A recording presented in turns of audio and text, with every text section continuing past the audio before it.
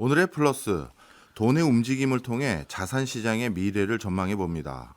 성상현 중소기업 중앙회 부부장 모셨습니다. 어서 오세요. 네, 안녕하십니까. 예, 부부장님은 이런 주장을 하신다고 들었습니다. 지난 40년간 유지됐던 자본주의 시스템 문법 자체가 바뀌었다. 야, 어떤 내용인지 설명 좀 해주세요. 네, 저는 큰 그림으로 예, 경제적 주기와 제도적 주기를 같이 봅니다. 근데 경제적 주기와 제도적 주기. 네, 예, 제가 투자를 한 15년 정도를 했는데 네, 제가 지금까지 투자를 하는데 가장 많이 참고했던 부분들은 대부분 경제적 주기였던 것 같아요. 그러니까 경기 사이클. 음, 그런데 지금 과연 사회적 문제가 그냥 단순하게 지금 경기만의 문제일까? 그냥 실업률, 물가, 그냥 단순하게 이런 문제일까? 네. 아니면 지금 미국이 이렇게까지 지금 양분화되고 미국뿐만 아니라 전 세계가 이렇게 양분화되고 극우, 극자 이런 식으로 움직이는 것들이 네. 과연 단순하게 그냥 우리가 생각하고 있는 좀 살기 힘들어져서 뭐 물가가 올라서 실업률이 올라서 이런 문제일까? 그런 부분에서 저는 뭐 미국의 역사를 좀 공부를 많이 해보니까 예, 경제적 주기라는 거는 한 40년 주기로 보통 크게 움직이더라고요. 짧게는 한 예. 10년 정도로 움직입니다. 네. 그래서 저는 기본적으로 경제적 주기 측면에서는 그동안 우리는 시장 자본주의, 그리고 시장 경제의 모든 걸 맡기는 형태로 시장이 움직였다고 하면 지금은 국가가 주도하는 국가 자본주의로 좀 바뀌고 있는 추세라고 저는 보고 있습니다. 네. 그래서 현재 트럼프 정부도 어떻게 보면 모든 걸 연준에게만 경기 사이클을 맡기지 않겠다. 예. 정부가 관여를 하겠다라는 식으로 가고 있고 예. 그 부분은 사실 트럼프 정부뿐만이 아니라 바이든 정부 때도 그랬고 뭐 트럼프 일기 때도 그랬다고 저는 보고 있어요. 그런 측면에서 지금 미국은 국가가 어떤 산업에 우리가 좀 기여를 하고 우리가 좀 들어가서 이 산업을 재편하는데 기여를 하겠다라는 식의 저는 그런 쪽을 보고 있는데 그게 사실상 바이든 정부 때 칩스법이라고 들어보셨죠? 예, 그럼요. 그게 정부가 1달러 투자할게 민간은 10달러 가져와를 하면서 정부가 주도해서 어떤 산업을 끌고 가는 형태입니다. 예. 그게 사실상 어떻게 보면 뭐 중국 정부 같은 경우는 그렇게 지금 진행하고 있잖아요. 미국 같은 경우에도 지금 이런 국가 자본주의가 저는 일단 시작됐다고 보고 있어요. 말씀 듣고 보니까 진짜 요즘 전개하고 있는 국가의 흐름들이 단순히 좀 실업률 좀 잡아야겠는데 물가 좀 잡아야겠는데 이런 형태로 적극성을 띠는 게 아니라 네. 이제 좀 근본적인 변화가 국가 차원에서 적극성을 띨 수밖에 없는 상황들이 생기고 있다 이런 말씀이시네요. 네. 그러면 40년 정도로 이런 변화가 있었다고 하셨으니까 그 전에는 한 1970년대 후반, 80년대 초반인가요? 그렇죠. 우리가 1940년도에 예. 루즈벨트 대통령 예. 그때는 큰 정부를 지향했고 예. 그때는 케인즈 아파가 주도를 했었습니다. 그렇죠. 그리고 근데 1980년도 후에 이제 레이건 정부 그때부터는 작은 정부를 지향을 하고 예. 좀 시장에 맡기고 신자유주의를 표방을 했죠. 예. 그런데 지금 미국은 1980년도와 네. 레이건 정부 시절 때 그리고 지금 시기를 비교를 해보면 미국의 국력이나 그리고 전 세계에서 차지하고 있는 GDP의 비율 수준이나 예. 이런 부분들이 그때 대비해서는 확연히 많이 떨어져 있는 상황입니다. 예. 결국은 시장 자본주의에 맡겼을 때는 초반에는 좋았는데 그 당시에 주도를 했던 당시에 1980년대 주도했던 것들이 어떻게 보면 우리가 알고 있는 레가시 반도체, 예. 마이크로칩 이런 쪽이거든요. 예. 근데 그런 부분이 현재 미국 성장의 생산성 측면에서 그 크게 기여를 하지 못하고 있다고 하는 거죠. 아, 그렇군요. 그래서 그런데 미국 스스로만 지금 기여를 못하고 있는 수준이면 네. 이렇게까지 위협을 느끼지 않았는데 전 세계 GDP에서 차지하고 있는 미국의 비중 2000년 초반만 해도 30%대였는데 그게 2025년대 20% 중반대로 떨어졌습니다. 예. 그런데 2000년 초반에 중국 같은 경우에는 전 세계 GDP에 차지하고 있는 비중이 3%대였어요. 그런데 지금은 16, 17%까지 올라온 상황입니다. 그럼 결국은 전 세계 GDP에서 차지하고 있는 미국이라는 비중이 결국은 이 산업에서 차지하고 있는 미국이라는 비중이 과거 80년대는 더 컸겠죠. 네. 2000년대에도 30%. 근데 지금은 25%로 떨어졌습니다. 네. 근데 중국은 3%대에 있던 중국이 지금은 15, 16까지 올라왔고 네. 그 속도 자체가 어마어마하게 빠르게 올라오고 있다고 하는 거죠. 네. 과거 미국도 영국이라는 나라에서 패권을 뺏어올 때 그런 산업 패권을 제조 강국인 미국이 금융 강국인 영국에서 그 패권을 크로스해서 뺏어왔습니다. 예. 사실 영국은 1차 산업혁명을 일으켰지만 그 이후로는 계속 그 산업적인 측면에서 혁명이라는 걸 못 일으켰는데 2차 산업혁명이라는 건 미국에서 일어났습니다. 네. 그리고 미국은 2차 산업혁명 이후에도 계속 새로운 산업 동력을 이끌어내면서 네. 뭐 철도 그리고 뭐 고속도로 그리고 반도체 네. 이끌어내면서 이 혁신 사이클을 계속 끌고 왔다고 하는 거죠. 그 산업이라는 혁신 사이클이 철도든 자동차든 이런 부분들이 보통 한 40년이 되잖아요. 네. 그러면 어느 정도의 그걸 뭐라 해야 돼 생산성이 안 나오는 상품이라고 해야 되나? 한계 상황이 온 거군요. 예. 예. 그럼 새로운 성장 동력이 필요하다고 하는 거죠. 아, 그렇군요. 네. 그런 측면에서 미국은 새로운 생산 혁명을 가지고 있는 산업 사이클이 무엇일까라 생각했을 때 저는 사실 그거를 AI로 잡았다 보고 있고 이 AI라는 산업 자체는 단순하게 민간에서만 맡겨서는 우리가 이 생태계를 다시 생태계를 지배하는 데 있어서 그 속도 자체가 한계가 그 따라잡힐 수 있다는 위협을 느끼고 있다고 하는 거죠. 그래서 저는 국가적으로 이 AI 산업에 미국이 어떻게 보면 중국식의 국가 자본주의가 저는 시작됐다고 보고 있습니다. 네. 말씀 듣고 보니까 진짜 그렇게 해석할 수 있는 여지가 많은 것 같습니다. 그런데 이런 새로운 어떤 혁신성을 불러일으키는 데 있어서 굳이 정부가 나설 이유가 뭔가? 예를 들어서 미국은 좋은 금융 시스템도 가지고 있고 그다음에 민간에서 많은 경제를 꾸려 나가고 있었는데 그럼 그게 뭐 잘 작동이 이제 안 되는 상황까지 왔기 때문인가요? 이게 2000년 초반, 뭐 2000년 초반까지 볼 필요 없고 과거에 그 달러 시스템, 예. 그 무역 결제에 쓰거나 실물 시장에서 쓰는 그 달러 시스템, 그 달러 결제가 과거 대비해서 지금 현저하게 떨어지고 있고 지금 전 세계에서 50% 정도 쓰고 있는 걸로 알고 있습니다. 예. 그리고 미국이라는 게 하는 게 최근에 많이 나오는 말이 있습니다. 그 트래핀 딜레마라고. 네. 그게 결국은 기축 통화를 유지하는 국가들은 결국은 그 달러를 전 세계로 풀어줄 수밖에 없다. 그럼 계속 결국은 적자를 봐야 된다. 그럼 무역 적자를 볼 수밖에 없다. 예. 사실 이 부분까지는 저는 크게 문제가 안 된다라고 보는 입장 중에 한 명입니다. 예. 그런데 이게 문제가 되는 시기가 언제냐고 하면 무역 적자로 나간 돈들이 자본 수지 흑자로 들어오지 못하는 순간부터는 이게 문제가 된다고 하는 거죠. 그런데 예. 최근에 외국인들 같은 경우에 네. 그러니까 외국인이라 하면 미국을 제외한 다른 나라 정부겠죠. 무역 흑자를 내고 있던 그런 각국의 정부들이 미 국채에 대한 수요가 계속 줄어들기 시작했고 예. 어느 순간부터는 이거를 약간 무기화하기 시작했다고 하는 거죠. 뭐 하면 뭐 판다 이런 식으로. 네. 그런 식이 되다 보니까 지금 미국 입장에서는 산업 패권의 동력은 점점 떨어지고 있는데 금융 패권이라고 해서 지금 더 강화되고 있냐? 그런 측면은 아니라고 하는 거죠. 이런 측면에서 해법이 뭐가 있을까? 사실상 그게 해법이 있었으면 뭐 지금 미국이 전 세계 패권을 차지하고 있지만 그 전에 패권 국가도 있었을 거 아니에요. 네.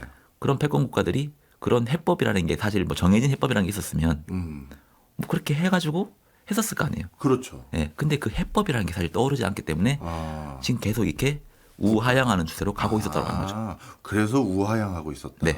예. 근데 그러면 예. 이런 과정에서 말씀 듣고 보니까 그러면 국가가 좀 더 그립감을 가지고 경제를 챙겨야 되고 기존의 금융 시스템에 의존하는 것은 한계가 봉착했고 네. 그럼 금융에서도 뭔가 국가의 입김을 크게 불러 넣어야 될 상황이라 판단을 했다면 네. 이번에 연준 의장으로 지명됐던 케빈 워시 이분은 그런 맥락에서 임명됐다라고 판단을 하고 저희가 바라봐야 되는 겁니까? 이게 좀 제가 케빈 워시에 대해서 뭐 최근에 지명됐잖아요. 네. 그리고 지금 마켓에 엄청난 변동성을 지금 일으키고 있잖아요. 일으키고 있어요. 케빈 워시가 그냥 보는 그 방향성 있잖아요. 예. 그게 좀 저랑 비슷한 것 같아요. 그러니까 우리 저기 부부장님도 약간 매파 성향이 아니 있으시군요. 매파 성향이 없는데 케빈 워시는 사실 이 지금 미국이 가장 그 정부 입장에서 지금 불안하다고 하는 게 그리고 정부가 어떻게 하면 주도를 해서 지금 이 상황을 타개해야 할 수밖에 없다고 생각하는 게 네. 현재 미국 정부가 부채 비율 GDP 대비해서 부채 비율이 120%를 넘어갔습니다. 네. 그리고 국채 이자에서 나오는 이자 지출, 네. 국방비를 넘어섰습니다. 네. 이런 상황에서 과거에 그 어떤 국가도 패권이 유지됐던 적은 거의 없었습니다. 그렇겠죠. 근데 네. 이거를 해결했던 나라가 단 하나가 있었어요. 어딘가요? 그게 바로 미국이었어요. 아. 1940년도에. 예. 1940년도도 국가 부채 비율이 GDP 대비해서 120%를 넘어갔고 그때 사실 전지 상황이었잖아요. 그 2차 대전도 일어나고 네. 있었으니까 어마어마한 부채를 썼었습니다. 네. 1940년도에 120%이던 그 국가 부채 비율이 1960년대 후반으로 가면서 그 비율이 현저하게 떨어졌었습니다. 예. 그래서 미국은 어떻게 보면 국가 부채 비율이 그렇게 높았던 시기를 해결했던 유일한 나라였어요. 그럼 그때 당시에 미국이 이 부분을 어떤 식으로 해결을 했을까? 예. 그게 바로 성장이었습니다. 성장. 예. 예. 그리고 성장뿐만이 아니라 생산성이 동반된 성장. 예. 이 부분만이 이런 부채 사이클을 다시 그 정상 상태로 예. 돌릴 수 있다라는 그 뭐 어떻게 판단을 보면 한 거군요. 판단을 한 거고 예. 케비너 씨가 항상 하는 말이 그냥 그거예요. 이 사람이 가장 그 매파 성향이 있었다라고 판단하는 사람들이 그렇게 믿는 이유가 예. 2008년도에 QE 이제 시작을 하면서 네. QE1, QE2, QE3 갔잖아요.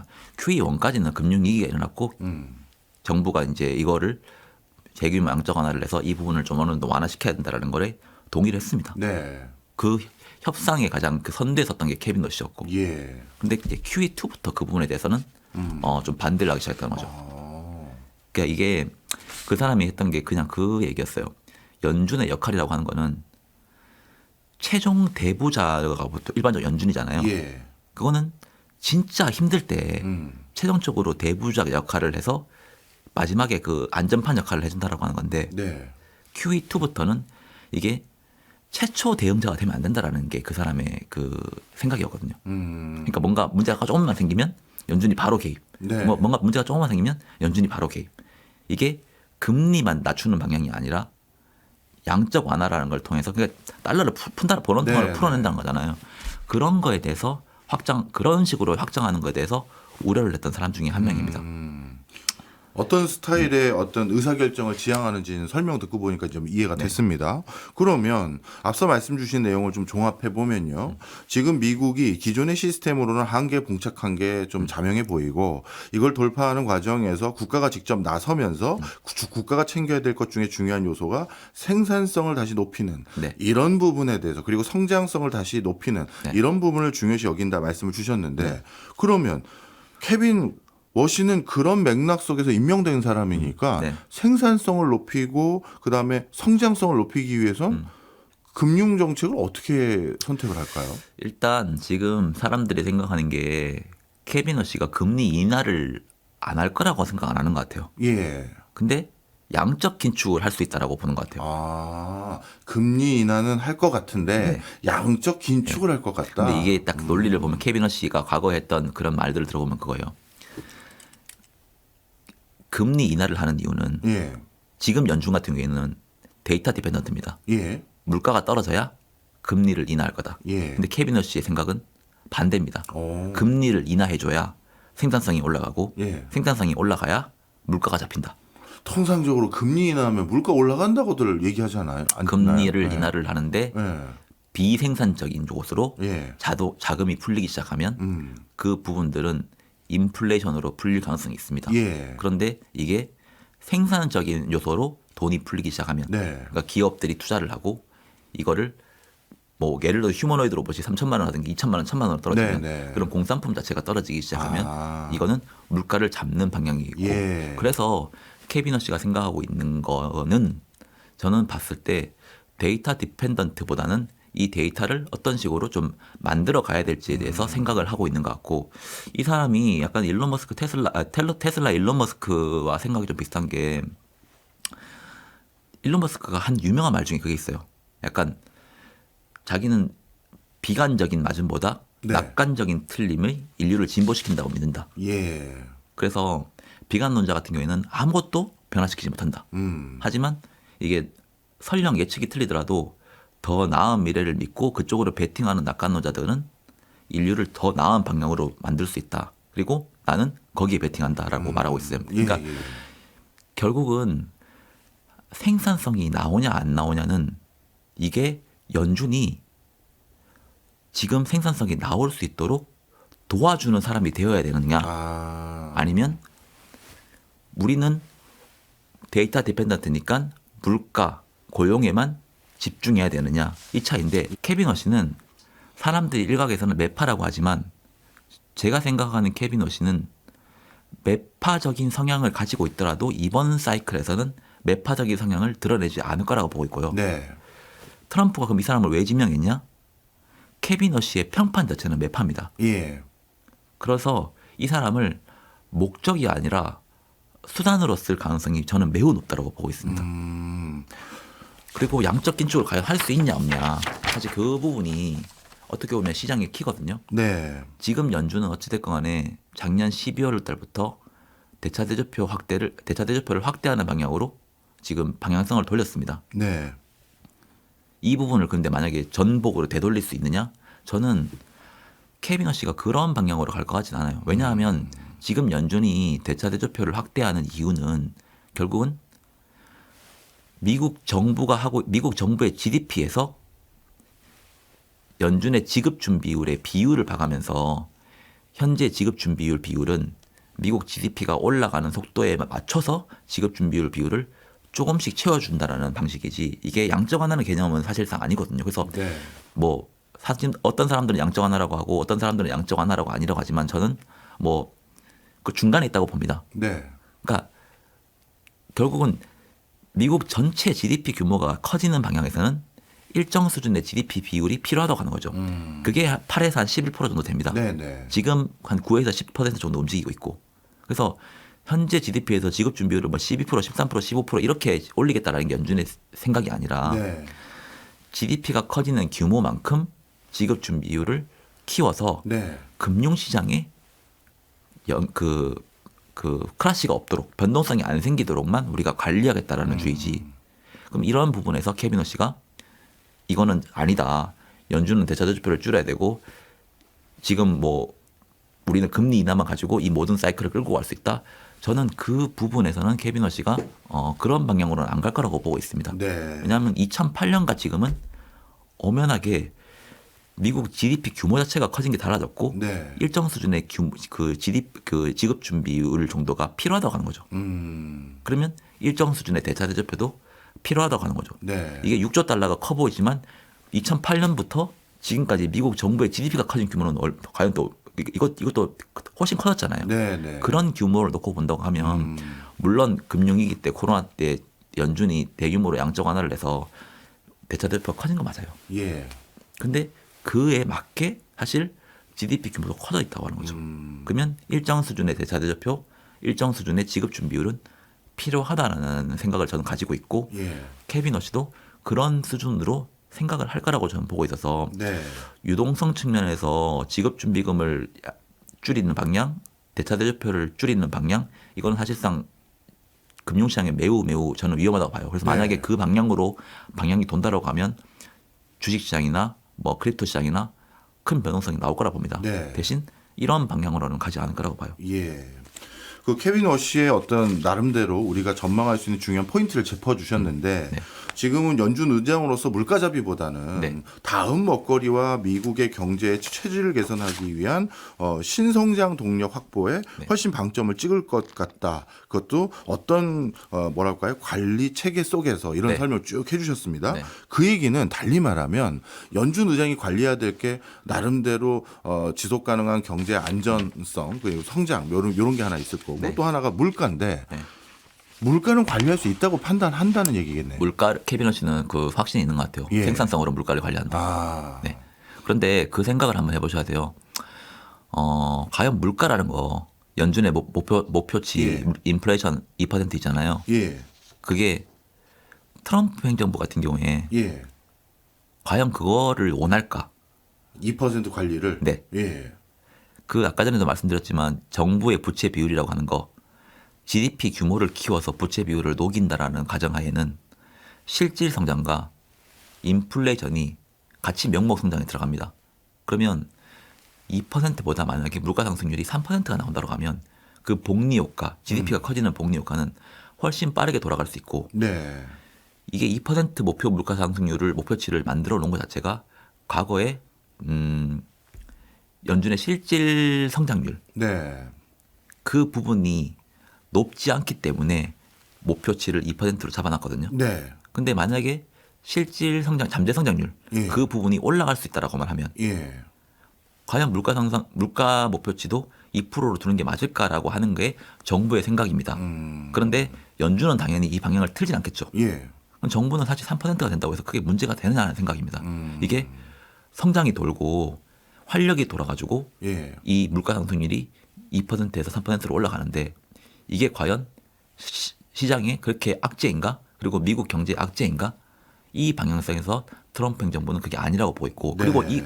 이 물가 자체도 일시적으로는 올라갈 수 있지만 결국은 생산성이 급격하게 올라가기 시작하면 예. 이 부분들은 또 상쇄될 것이다. 상쇄될 거라고 본다고 하는 거죠. 예. 단순히 물가가 올라가는 게 중요한 게 아니라 경기가 좋아서 물가가 올라가는 거는 이거는 나쁜 요인이 아니다. 이렇게 판단할 수 있는 예. 여지가 있다는 거네요. 네, 그 보는 지향점이 다른 것 같아요. 예, 이제 이해가 됐습니다. 앞서 일부에서 새로이 연준 의장에 이제 지목된 케빈 워시 어떤 관점에서 미국 경제를 바라볼 가능성이 높다 이 말씀 쭉 해주셨는데요.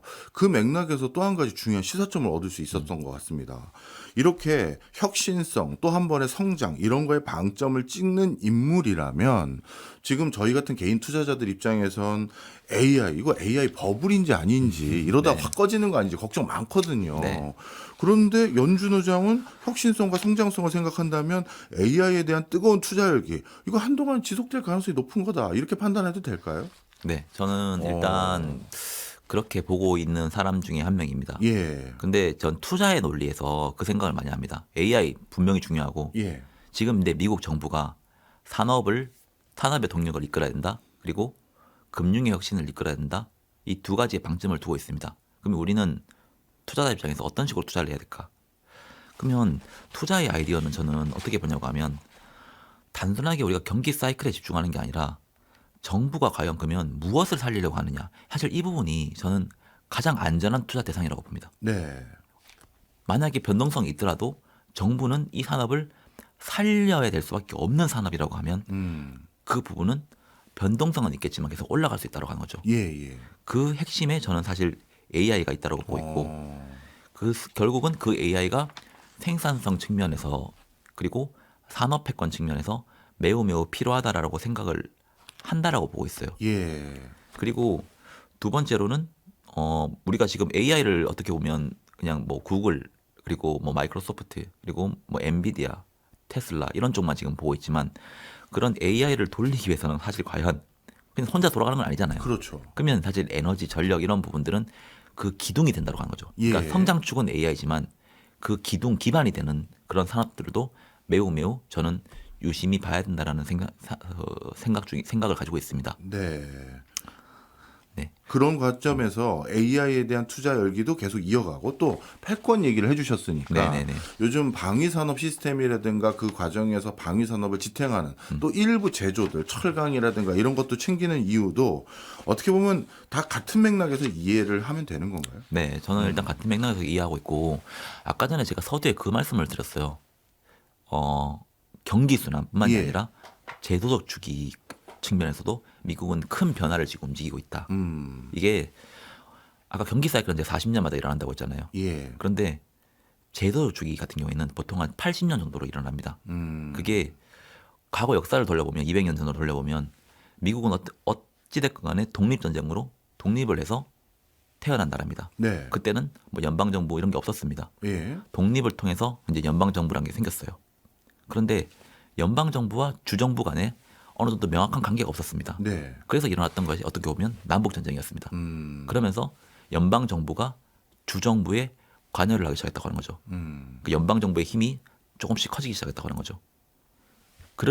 그런 상황에서 이게 연방정부가 주정부에 권한을 행사하고 있었지만 경제와 사회에는 행사할 수 있는 역할이 좀 적었었는데 그때 대공황이라는 게 빠졌고 그때 루즈벨트 대통령이 뉴딜 정책을 통해서 연방정부가 경제에 이제 관여를 하기 시작했다고 하는 거죠.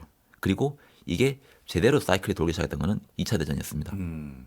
그러면서 연방 정부의 힘이 엄청나게 강해졌죠. 근데 지금은 그럼 과연 그 분열의 과연 핵심이 뭘까? 예. 이렇게까지 모든 게 이제 점점 더 이게 관여를 하기 시작했으면 연방 정부가 하려고 하는 것들이 다 됐는데 현재 지금 제가 그 사이클에서 가장 뭐가 지금 좀 그 서로 잘 안 맞을까라고 보면 결국은 지금 연방 정부 같은 경우에는 선출직과 비선출직, 그러니까 네.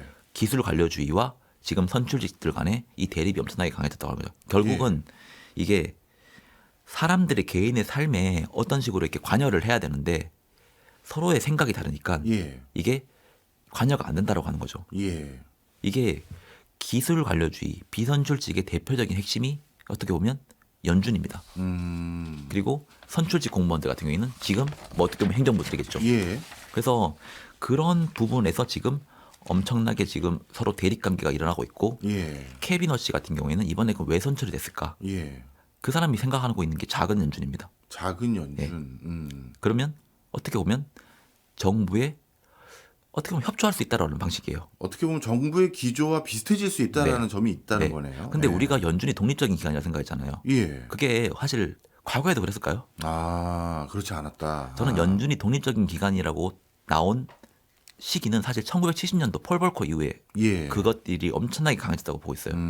사실 1940년도에서 50년도 미국 정부의 부채가 역대급이었을 때 이때는 연준 같은 경우에는 정부의 어떻게 보면 재정기관이었습니다. 네. 그때는 이미 부채가 역대급으로 찼고 이 부채를 해결하기 위해서는 GDP를 키워야 되는데 GDP를 키우려면 정부는 계속 재정을 써야 됩니다. 네. 근데 이 재정을 쓰기 위해서는 누군가 사줘야 됩니다. 네. 부채가 이런 높은 상황에서 이 재정을 사줄 사람이 있을까요? 그때 대부분 연준이 다 사줬습니다. 네. 네. 그래서 전시 채권이라는 것도 그때 나왔습니다. 네. 40년에서 50년에는 연준은 정부의 재정 기관이었다. 그리고 50년 사이클부터는 어떻게 보면 고속도로가 나오면서 이게 생산성이라는 게 돌기 시작했어요. 그때 연준은 성장에 협조적인 약간 성장에 협조적인 그런 기관이었어요. 그러니까 독립적인 기관인데 형식적인 독립 기관. 성장에 계속 협조하고 있는 기관. 그래서 그리고 60년도에는 성장을 배려하는 준협조 상태. 네. 그러니까 이게 어떻게 보면 과거의 연준은 정부가 하려고 하는 거에 예. 협조했던 적도 있었다고 하는 거죠. 예. 예. 독립적인 기관이 됐던 중에 하나는 70년대에 오일 쇼크 2번이 나오고 물가가 엄청나게 올라가면서 그때 폴 볼커가 엄청나게 긴축을 했잖아요. 네. 그러면서 연준은 역시 독립적으로 행동을 해야 된다고 하면서 연준의 힘이 엄청나게 비대해져 있었다고 하는 거죠. 그게 지금까지 끌고 왔던 거고 네. 지금 트럼프 행정부가 하려고 하는 그 정책과 연준이 잘 따라오진 않잖아요. 네. 그런 부분들도 서로 보는 지향점이 다르다고 하는 거죠. 예. 정치를 보는 사람과 경제를 보는 사람들은 이 부분이 다르다고 하는 거죠. 근데 가만히 생각해 보세요. 70년도에 그러면 폴 볼커가 왜 그렇게 금리를 인상할 수 있었을까? 자기가 권한을 가진 걸 실현한 거 아닌가요, 그냥? 저는 이 표를 하나만 좀 말씀드릴게요. 예. 이 그래프에서 보시면 예. 제가 동그라미 3개를 찾았습니다. 네. 이때가 1940년도고요. 예. 이때가 1970년도입니다. 저게 그리고 금리 그래프인가요? 이 파란색 선이 예. GDP 분의 정부 부채 비율입니다. GDP분의 정부 부채 비율. 네. 예. 1970년도에는 GDP 대비해서 정부 부채 비율이 40%까지 떨어졌습니다. 예. 이게 40년에서 60년도에 부채 비율을 떨어뜨렸는데 그게 성장을 통해서 떨어뜨렸댔잖아요. 네. 60년대까지는 생산성이 게 나왔어요. 그때 막 베이비 부모도 나오고 새로운 산업 동력도 끌고 왔고 근데 그 경제 정책이 70년대부터는 생산성이 안 나오기 시작했습니다. 예. 그러면서 물가가 올라가기 시작했죠. 이때부터 폴 볼커가 어떻게 보면 금리를 막 올리기 시작했다고 하는 거죠. 이때 폴 볼커가 그러면 왜 올릴 수 있었을까? 네. 저는 연준이 이때 당시 독립적인 기관이긴 했지만 예. 연준이 내 마음대로 할 거라고 했다는 건 절대 생각 안 합니다. 정부가 용인했다고 봅니다. 네. 왜냐하면 이때랑 40년도와 70년도의 다른 점은 정부의 부채 비율이 이미 떨어져 있었다고 하는 거죠. 아. 금리를 올려도 예. 정부는 위험하지 않다라고 하는 겁니다. 근데 지금은 어떤 상황인가요? 부채 비율이 40년도만큼 지금 올라와 있는 상황입니다. 그렇죠. 이 상황에서 연준이 독립적으로 행동할 수 있도록 해줄까? 아. 저는 정부가 그 부분은 절대로 허용하지 않는 거라고 보고 있고 네. 그런 부분에서 연준은 정부의 협조적인 기관으로 저는 갈 거라고 봅니다. 이게 네. 좋다 나쁘다의 개념이 아니에요. 네. 미국을 위해서로 간다라고 하면 연준이 일정 부분 정부에 협조를 해야 된다라고 저는 보는 입장이고 예. 현재 상황에서는 정부가 연준이 독립적으로 하는 것에 대해서 절대 용인하지 않을 것이다. 지금 금리를 올리면 누가 가장 피해를 봅니까? 정부죠. 네. 예. 지금 이 표를 또 하나 말씀드리면 연준이 금리를 만약에 올린다고 하고 고금리를 유지한다고 하면 정부의 이자 비용이 폭증합니다. 그렇겠죠. 정부의 이자 비용이 폭증하면 재정 적자가 또 확대됩니다. 예. 재정 적자가 확대되면 또 다른 유동성을 또 돈을 찍어내야 됩니다. 네. 지금 악순환 사이클에서 네. 긴축적으로 할 수 있도록 계속 유지를 해줄까요? 무슨 말씀인지 이해했어요. 네. 그래서 저는 이 방향으로 보고 있기 때문에 네. 케빈 어시가 트럼프가 케빈 어시를 임명을 했고 이거를 너 마음대로 매파로 해. 네. 이번에 너는 물가만 잡아. 그렇게 하지는 않을 네. 것이다. 그렇게 안 보고 있고 그 사람이 말하고 있는 양적 긴축도 그 사람이 매파였을 때 말했던 그때 2000 그 QE2 했던 시기 때랑 지금은 엄연히 다르다. 그리고 현재 상황에서는 지급 준비율 비율이라고 하는 게 GDP 대비해서 규모를 보면 예. 그렇게 높은 상황도 아니다. 네. 그래서 떨어뜨리게 되면 유동성의 발작이 나온다라고 네. 저는 보고 있습니다. 유동성, 아. 단기 자금 시장의 유동성. 네. 이제 부부장님께서 왜 케빈 워시가 단순 매파로만 분류하기 어렵다라고 말씀하시는지 하나씩 더 논거가 좀 이해가 돼가기 시작했는데요. 네. 지금은 미국 경제의 큰 생산성, 성장성을 도모해야 될 시점일 뿐만 아니라 미국 정부의 엄청난 고민거리인 부채 문제도 있는데 네. 쉽게 매파적인 성향으로만 해석하고 행보할 수 없다. 네. 이렇게 이해를 할 수 있을 것 같습니다. 네. 그러면 우리가 연준하면 또 하나 고민해야 될 중요한 지표 중에 하나가 물가 말고 고용이 있잖아요. 네, 그렇죠. 그런데 앞서 말씀 주신 것처럼 AI 기반으로 성장을 더 도모한다면 네. 그 과정에서 많은 사람들 해고돼서 네. 고용 지표는 오히려 더 큰 문제가 생겨가지고 연준 잘하고 있느냐 이런 지적받지 않을까요? 이게 저는 그래서 단기적으로 예. 자본소득의 중요성이 매우 높아질 거라 봅니다. 아. 근데 그게 있어요.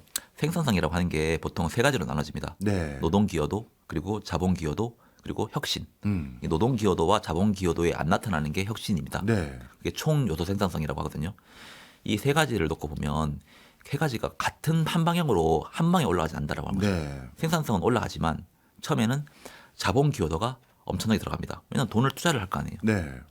그러면서 노동 기여도가 떨어지기 시작합니다. 예. 왜냐하면 사람들이 사실상 말씀하신 대로 좀 실업자가 늘어납니다. 그런데도 생산성이 올라갑니다. 네. 그 부분이 혁신입니다. 보통 자산 시장만 놓고 보면 그때 폭등합니다. 네. 이 혁신 사이클이라는 게 돌기 시작할 때. 그런데 이 혁신 사이클이 결국은 나중에는 물가를 떨어뜨립니다. 근데 물가는 이런 식으로 저는 뭐 방향성이 잡는다고 하지만 그러면 과연 실업률은 어떻게 될까? 그러니까요. 근데 가만히 놓고 보면 사람들은 혁신이 일어나고 뭔가 새로운 걸로 모든 게 바뀐다고 하면 실업이 다 늘어난다고 생각을 해요. 예. 왜냐하면 그 산업은 사라진 게 맞거든요. 네. 그 레가시 산업들은. 네. 지금도 로봇 도입하면 반대하겠다는 사람들 많이 네. 생기고 있잖아요. 네. 예. 근데 그거는 산업혁명 때도 나왔고 철도혁명 때도 나왔습니다. 네. 이게 철도혁명 때 마차 뭐 지역 상인 이런 것들이 대부분 다 대체됐거든요. 네. 그렇게 되면서 기존 물류나 운송하는 사람들은 대부분 다 잘려 나갔습니다. 그런데 이게 혁신이라고 하고 혁명이라 하는 거는 그 경제의 파이가 커진다고 하는 거거든요. 네. 그러면 새로운 일자리가 생긴다고 하는 거예요. 예. 그게 철도 시기에도 그랬고 산업혁명 시기에도 그랬고 그리고 IT 혁명 시기 때도 그랬다라고 하는 거죠. 결국은 새로운 일자리가 생기고 새로운 생산 파이가 생기는데 이게 생기기까지의 그 시차가 필요하다고 하는 거죠. 네, 네. 그때 사람들은 대부분 나는 이 업종에만 할 거야라고 하는 사람들은 20, 30년 뒤를 놓고 보면 자기는 엄청나게 후회하는 삶을 살 수 있습니다. 그래서 이런 부분에 대해서 빠르게 돌아가는 사회에서 내가 적응을 빨리 하는 사람들이 매우 필요하고 네. 적응을 하려고 하면 기본적으로 어느 일정 수준의 소득이 좀 뒷받침돼야 되잖아요. 네. 노동소득에서 소득이 뒷받침되지 않을 때는 자본소득에서 일정 부분 소득이 뒷받침돼 줘야 되기 때문에 저는 뭐 개인이나 기업들이나 소상공인분들한테 항상 이런 혁신 사이클을 빨리 자기가 변신할 수 있도록 그런 거를 키워야 된다라고 말씀을 드리고 있고 생산성 혁신이 영구적인 고실업을 일으킨다라고 하는 역사적인 근거는 없습니다. 네. 사실상. 그래서 물론 정부가 일자리 창출도 안 하고 새로운 산업을 안 만들어주면 네. 이거는 엄청난 사회적인 문제로 갑니다. 예. 그래서 저는 정부가 이런 부분들을 어떻게 일자리를 만들어주고 어떤 식으로 잘린 사람들에게 기본소득을 제공하는지에 대해서 가이드라인을 빨리빨리 구축을 해야 된다라고 생각하는 사람 중에 한 명입니다. 네. 이게 새로운 일자리가 나오고 새로운 혁명이 일어나기 전에는 예. 분명히 잘려나가는 사람도 있을 거고 이런 사람들을 그대로 방치를 하면 사회적인 문제가 되거든요. 그래서 이런 부분들을 정부는 고민을 해야 되고 네. 우리 개인 입장에서는 이런 상황이 올 수 있기 때문에 내가 빨리 유연하게 움직이든지 네. 아니면 자본소득을 통해서 이런 부분들을 완충할 수 있는 삶을 만들어 놔야 한다 생각을 하고 있습니다. 예.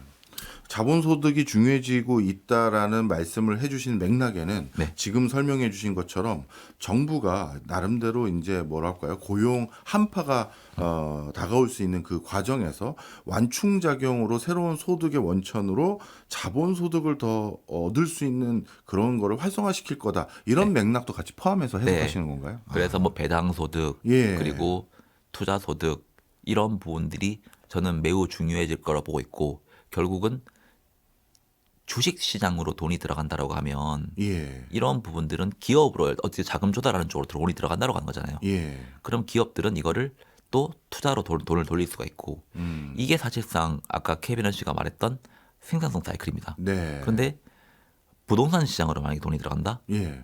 이 부분은 부동산은 경제의 파이는 키울 수 있어요. GDP는 네. 커집니다. 왜냐하면 광의 통화가 풀리니까. 예. 근데 이거는 생산성이 나오는 상품은 아니거든요. 그래서 이런 상황으로 돈이 풀리기를 원하기보다는 좀 생산성이 나오는 사이클로 돈이 풀리기를 원한다라고 저는 보고 있고요. 예. 물론 부동산 시장이나 이런 것들도 관리하는 게 매우 중요해요. 관리해줘야 됩니다. 예. 왜냐하면 이거 같은 경우에는 뭐 사람들이 일단 주거의 안정성이라는 게 들어가 있잖아요. 그래서 네. 이런 부분들이 뭐 크라시가 오고 자산성이 붕괴가 되면 안 되니까 이런 부분에 있어서도 매우 관리가 필요한데 이쪽으로 돈이 어마어마하게 쏠리는 거를 막아야 된다고 하는 거죠. 무슨 말씀인지 이해했습니다. 자, 그러면 쭉 말씀 듣고 보니까요. 진짜 우리가 이미 다 알고 있는 얘기일 수도 있는 네. 이제 내 월급으로는 미래를 대비하기 어렵다. 이런 게 우리가 직간접적으로 그냥 막연하게 체감하고 있지 않습니까? 네. 그러면 이 노동소득만으로는 미래를 대비할 수 없을 뿐만 아니라 또 요즘은 인플레이션도 점점 만만치가 않은 네. 수준인데 그러면 이 엄청난 이런 상황에서 개인들은 어떻게 새로운 투자 전략을 수립해야 될까요? 네. 저는 그 생각을 해요. 생산성과 예. 생산성이 지금 현재 캐비넛 씨나 트럼프 행정부가 생각하는 건 그건 같아요.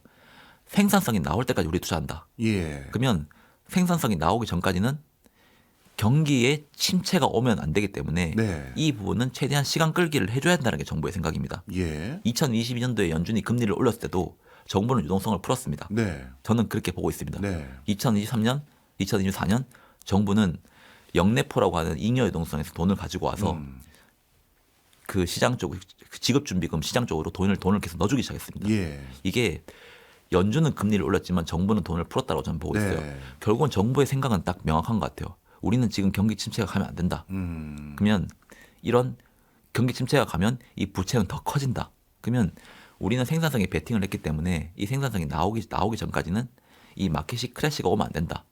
침체가 그리고 실물 시장이 경기 침체로 빠지면 안 된다라는 게 그들의 핵심입니다. 네. 그러면 생산성이 나오기 전까지는 인플레이션이 잡히지 않습니다. 네. 생산이 나오면 인플레이션 잡히겠지만 이게 성장과 물가가 함께 갈 수 있어요. 그리고 제 생각과 반대로 이렇게 돈을 해서 투자를 했는데도 생산성이 안 나올 수 있어요. 예. 70년도에 가장 좋았던 자산이 뭔지 아세요? 뭔가요? 그게 바로 원자재 사이클이었습니다. 아. 지금 뭐 금, 은 뭐 이런 것들이 네. 갔다가 왔다가 하잖아요. 그때도 금이 좋았군요. 그때 금이 30배인가 올랐다고 알고 있어요. 10년 동안. 그러니까 주식시장은 그때 폭락했잖아요. 예. 금은 30배가 올랐습니다. 야. 그리고 부동산 같은 것도 올랐습니다. 이게 생산성이 안 나오는 상황에 돈만 풀리면 그런 시장 쪽으로 돈이 갑니다.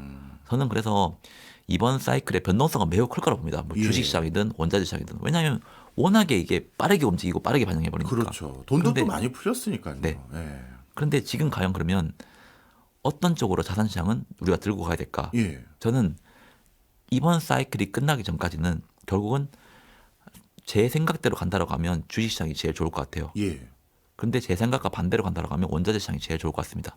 저는 그래서 성장과 인플레를 함께 가져가라. 예. 그게 주식과 원자재. 원자재를 같이 가져가는 게 예. 저는 매우 좀 합리적인 자산 배분 선택이 아닐까라고 생각을 하고 있고요. 과거에는 우리가 주식과 채권을 가지고 왔어요. 그렇죠. 많이 네, 그렇게 했죠. 경기 침체가 오면 채권에서 방어를 예. 해주니까. 근데 이번은 저는 만약에 주식시장이 크라시가 온다고 하면 네. 장기금리 폭등일 가능성이 매우 높다고 봅니다. 어. 너무 많은 푼 부채 예. 그리고 인플레이션. 네. 그러면 장기 채권 시장도 같이 폭락합니다. 그러면 주식 시장과 채권 시장이 함께 폭락할 가능성이 높기 때문에 네. 자산 배분 측면에서 이 둘 간의 관계는 크게 좋은 조합이 아니라고 보고 있고요. 네. 결국은 주식 시장과 원자재 시장을 같이 가져가라. 그리고 주식 시장은 서두에 말씀드렸지만 정부가 살릴 수밖에 없는 산업이 가장 안전하다. 네. 그러면 그 얘기는 지금 정부가 가장 중점적으로 살리려고 하는 AI 이런 것들을 AI, 말씀하시는 거예요. 국방 그리고 에너지? 방산 에너지, 아. 전기 전력 이쪽이 저는 기둥과 성장충 측면에서 예. 가장 안전한 사이클, 안전한 산업군이라고 저는 보고 있어요. 그렇군요. 내 생산성이 안 나온다고 하면 예. 원자재 시장으로 갈 가능성이 높습니다. 네. 그래서 자산 배분을 저는 그렇게 가져가는 게 저는 매우 유리하다고 보고 있고, 네. 뭐 비트코인도 사실 저는 원자재의 일종이라고 봅니다. 예. 그러니까 금과 같은 자산의 일종이라고 봅니다. 희소 자산. 그러니까 예. 아까 제가 원자재라고 했지만 희소성이 있는 상품이 원자재입니다. 예. 그게 인플레이션을 해치를 하고 그렇죠. 달러가 너무 방만하게 풀리는 거에 대해서 해치하는 게 사실 금이잖아요. 예. 단순하게 인플레이션의 해치만 금이 아니라 이제는 달러 해치를 하기 위해서도 금을 가져가잖아요. 네. 근데 비트코인은 지금 위험 자산 측면으로 조금 더 많이 훨씬 가 있습니다. 네. 근데 요즘 분위기도 안 안 좋더라고요. 좋죠. 예. 이게 희소 자산이라는 관점으로 서사가 좀 움직이기 시작한다고 하면 아. 이 부분도 저는 점점 좋아진다고 봅니다. 이게 단순하게 위험 자산으로만 치부됐다고 하면 저는 2008년도 이후에 비트코인 나오기 시작했는데 얼마나 많이 막 90%씩 폭락하고 말했잖아요. 그렇죠. 근데 지금 결국은 계속 전고점을 갱신하면서 가고 있습니다. 네. 이 자산 자체가 단순하게 저는 위험 자산이라기보다는 희소 자산이라는 그 가치가 있기 때문에 죽지 않고 계속해서 살아나고 있는 상품 중에 하나라고 보는 입장 중에 한 명입니다. 예. 그래서 이 부분도 일정 수준 같이 가지고 가면 나쁘지 않다고 보고 있고 예. 금의 시총 비율 그리고 전 세계에 풀려 있는 광의 유동성 그리고 미국의 M2 통화량에 비해서 비트코인은 그 규모가 2조 달러밖에 안 돼요. 예. 미국 국채는 37조 달러가 풀려 있고 예. 전 세계 유동성은 1000조 달러가 넘습니다. 예. 자산 배분을 조금만 만약에 기관들이 하고 정부가 한다라고 하면 예. 이 부분의 가격 상승력은 금이나 다른 부분보다 높다고 하는 거죠. 결국 이 사람들이 어떻게 생각하느냐잖아요. 네. 저는 그 부분을 미국 정부가 지금 금융 혁신 스테이블 코인을 가지고 확장시키려고 하는 그 계획 있잖아요. 예. 이 부분과 비트코인의 가격은 매우 상관관계가 높다고 보고 있습니다. 그래서 스테이블 코인 확장성이 예. 비트코인의 영향을 비트코인의 그 매력도를 조금씩 올려주지 않을까라고 저는 보고 있습니다. 그렇군요. 말씀을 쭉 듣고 보니까 어떻게 보면 미국 정부는 지금 다가올 새로운 큰 혁신, 특히 산업적인 혁신, 기술적인 혁신을 네. 본인들이 리드하기 위해서도 그리고 국가의 여러 가지 시스템을 다시 정비하기 위해서도 쉽게 말해 돈을 더 풀 수밖에 없는 상황이다. 그리고 그런 것들을 하기 위해서 케빈 허쉬를 임명하는 거고 미국 역사를 또 돌아보면 연준이 또 이런 시기에는 정부와 발맞춰서 같이 걸어갔던 적도 많다. 이런 네. 거네요. 그리고 사회의 측면과 인간의 측면에서 보시면 예. 현재 금융 시스템 멈추면 무너집니다. 그렇죠. 누군가는 계속 부채를 일으켜야 됩니다. 예. 지금 정부가 부채를 더 이상 못 일으킨다고 하면 민간이 일으켜야 됩니다. 예. 저는 그래서 기업들의 투자 캐펙스를 트럼프 정부가 이렇게까지 들이미는 것도 다 이유가 있다고 보고 있고요. 뭐 OBBA 법안 같은 경우에도 전부 다 감세 법안이고 네. 기업들에게 투자하라고 하는 거잖아요. 예. 정부의 부채 비율은 높으니까 민간 니네가 부채를 일으켜서 GDP를 키워봐.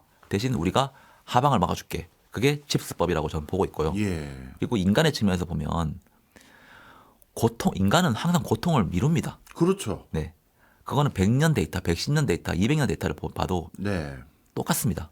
결국은 부채 문제에 대한 해결은 고통스러운 수축보다는 예. 부채 화폐 그 인플레이션을 훨씬 더 선호했다고 하는 거죠. 네. 그래서 근데 생산성이 없는 그냥 악질 인플레이션이 나오면 안 되겠지만 그렇죠. 생산성이 나오는 인플레이션이 나오면 예. 크게 문제가 안 될 거라고 하는 게 트럼프 정부고 캐비너시도 어떻게 보면 생산성 있는 진심이라고 봅니다. 네. 그래서 그걸 같이 좀 보시면 네. 지금의 이 부채 사이클, 이 부채가 많은 거에 대한 두려움 그리고 연준에 대한 공포 이런 부분들도 좀 어느 정도 완화되지 않을까 저는 생각을 하고 있습니다. 네. 근데 이제 앞서서 이제 역사적인 내용들을 쭉 설명을 해주셔서 그걸 한 번 더 여쭤보면 미국이 국가 부채가 많았을 때 그게 잘 해소됐던 그 근원적인 상황 중에 하나는 뭐 여러 가지 혁신성이 있어서 네. 미국의 제품들이나 서비스를 다시 누군가가 사주면서 네. 미국의 재무 건전성이 또 다시 개선되는 경우들이 있었잖아요. 네. 그러면 이번에도 만약에 미국이 AI 중심으로 또 로봇 중심으로 뭔가 큰 혁신성을 배양하게 된다면 그걸 누가 사주거나 또 네. 활용해 줘야 되는데 네. 가장 큰 또 마켓이라고 할 수 있는 중국은 미국 걸 사줄 것 같지 않고 네. 또 의미 있는 수준의 경제 규모를 가지고 있는 국가들이 잔뜩 있는 유럽이 미국 못지않게 지금 재정 건전성도 안 좋고 내부 상황도 안 좋거든요. 또 인도는 신흥국이지만 네. 인도도 벌써 재정 건전성 사실 빨간불이 켜져 있는 상황입니다. 그럼 어디서 미국의 혁신성을 또 사줄 수 있을까요? 이게 제가 지금 사이클을 설명드릴 때 항상 제목으로 다는 게 있어요. 예. 지금은 재편전의 폭풍이다. 아, 재편이 되면 예. 그 모든 것들이 다 그냥 정상화됩니다. 근데 지금은 혼란의 상황이고 네. 누가 어떻게 될지 모르는 상황이기 때문에 서로 지금 어디에 붙어야 될지를 모르는 상황이에요. 예. 80년도에 소련과 냉전 체제일 때 그리고 그때 이제 어떻게 보면 소련이 무너지면서 미국이 일강 체제가 됐잖아요. 네. 당시에 미국이라는 나라의 가장 최대 수출국은 일본이었어요. 네. 미국은 최대 수입국이었고 이 수입국은 미국은 어쨌든 최대 수입국입니다. 예. 그거 최대 소비국입니다. 이 최대 소비국인 수출국인 기축통화인 나라가 어떤 산업을 재편하려고 할 때는 일본의 그 마켓 쉐어를 줄이면서 급부상했던 나라가 한국, 대만, 중국이었어요. 그렇네요. 이번에는 결국은 미국이 중국을 리밸런싱 하려고 합니다. 아, 그 리밸런싱 하려고 할 때 어떤 나라가 되느냐에 따라서 사실 그 나라가 최대 수출국이 될 가능성이 전 높다라고 보고 있고요. 예. 그리고 두 번째로는 AI에 대한 생태계인데 네. 생태계는 지배가 당하게 되면 결국은 안 쓸 수가 없다고 하는 거죠. 스테이블 코인. 지금 미국이 각국의 정부와 협상하는 것 같으세요? 달러 스테이블 코인. 지금 아니죠. 아르헨티나 정부랑 협상하고 있습니까? 아니죠. 예. 결국은 이거는 미국이 스테이블 코인을 만드는 이유는 스테이블 코인은 미국 채를 투자를 하는 최대 수요처가 될 가능성이 예. 있다라고 본다라고 하는 거고 이거를 미국은 가상화폐 시장뿐만이 아니라 실물 시장으로 끌고 나오려고 합니다. 예. 지금 99% 달러 스테이블 코인을 쓰고 있습니다. 예. 대부분 개인들이 씁니다. 맞아요. 이거를 실물 시장으로 끌고 나온다라고 하면 아, 은행 계좌도 못 만드는 그 개인들이 자기 나라 통화보다 스테이블 코인. 스테이블 코인을 선호한다라고 하는 거고 예. 이게 실물 시장으로 돌고 있다고 하면 전 세계 무역 결제에서 지금 미국이 달러가 차지하고 있는 비중은 50%지만 달러 스테이블 코인인 99%를 실물 시장으로 끌고 있다고 하면 지금 달러보다 훨씬 더 많은 사람들이 자유롭게 쓸 수 있도록 한다고 하는 거고 그럼 네. 모두가 미국채를 가져간다고 하는 거잖아요. 네. 그러면 트랩핀 딜레마의 아까 그 부분. 극복할 수 있는. 네. 네. 이게 기축통화 국가들은 무역 적자를 낼 수밖에 없지만 네. 그거에 재본 수지 흑자로 안 들어오는 게 문제였는데 예. 정부랑 협상은 그동안 했잖아요. 네. 개인들은 이 생태계 지배가 당하게 되면 계속 쓸 수밖에 없다고 하는 거죠. 예, 알겠습니다. 그런 방향으로 저는 일단 보고 예. 있습니다. 기존의 어떤 틀에서 우리가 이해하면 안 되는 새로운 세상이 오고 있는 것 같네요. 알겠습니다. 저희가 워낙 현안 이슈들을 다루다 보니까 이렇게 통시적인 관점에서 한번 쭉 살펴볼 기회가 좀 적었는데 오늘 좋은 시간이었던 것 같습니다. 지금까지 성상현 중소기업중앙회 부부장이었습니다. 고맙습니다. 네, 감사합니다.